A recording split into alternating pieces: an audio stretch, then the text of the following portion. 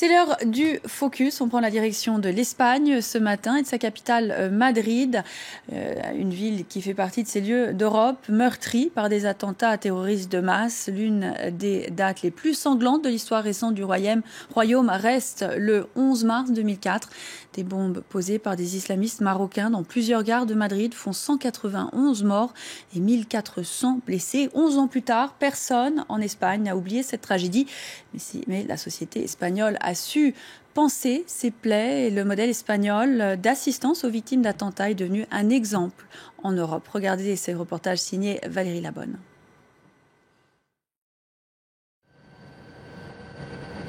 Madrid, 11 mars 2004. 10 bombes explosent à bord de 3 trains de banlieue. 191 personnes trouvent la mort, 1400 sont blessés. C'est l'attentat le plus meurtrier qu'ait connu l'Europe depuis Lockerbie. Ce jour-là, Isabel Casanova a perdu son fils de 22 ans. C'est comme si on m'avait planté un couteau dans le cœur. On m'a dit « Isabelle, ils l'ont tué. Il est mort. » Alors tout s'est écroulé. La seule chose que j'ai dit, c'est « Quand vont-ils me rendre le corps ?» Traumatisée, Isabelle n'a pu remonter à bord d'un train qu'au bout de 2 ans. Pour se reconstruire, elle a bénéficié d'une prise en charge unique au monde à l'époque.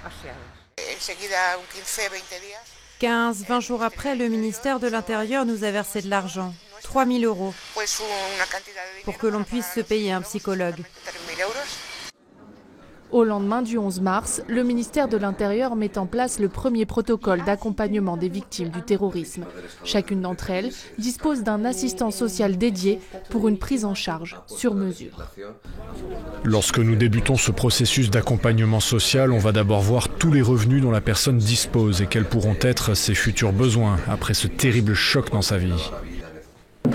Le protocole concerne toutes les victimes d'attentats ainsi que leurs familles. À celle du 11 mars sont venues s'ajouter les victimes de l'ETA. À ce jour, plus de 6 000 d'entre elles ont été prises en charge et 900 millions d'euros ont été débloqués. On accompagne les victimes lors de leur procès. On leur offre une assistance psychologique spécifique. On travaille aussi pour leur insertion professionnelle parce qu'on considère que les séquelles qu'une famille peut subir lors d'un attentat doivent entraîner une prise en charge particulière. En Espagne, la prise en charge des victimes n'est pas seulement l'œuvre de l'État. La société civile tout entière s'est mobilisée. Créée pour accompagner les personnes frappées par les attentats de l'ETA, l'Association des victimes du terrorisme est devenue un acteur majeur de l'après-11 mars. Narcissa est membre de l'association depuis 1991. Policier, son mari a été blessé dans un attentat commis par l'organisation séparatiste basque. À l'époque, en 91, il n'y avait pas vraiment d'aide. Mais à partir du 11 mars, cette association a beaucoup évolué, surtout sur le plan de l'accompagnement psychologique, et cela nous a beaucoup aidés.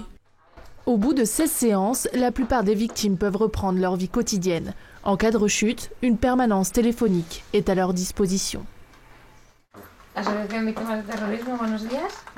Les attentats de Paris ont réveillé les traumatismes de nombreux membres de l'association.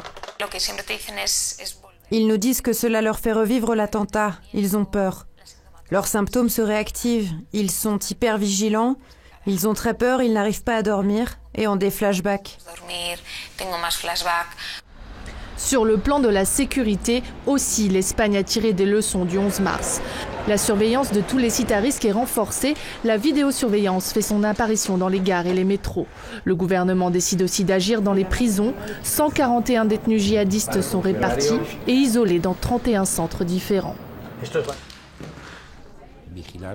Nous surveillons leurs mouvements, leur communication, leur attitude, leurs activités à l'intérieur des prisons pour limiter les contacts, ainsi que leurs tentatives de recrutement de nouveaux adeptes parmi les autres détenus.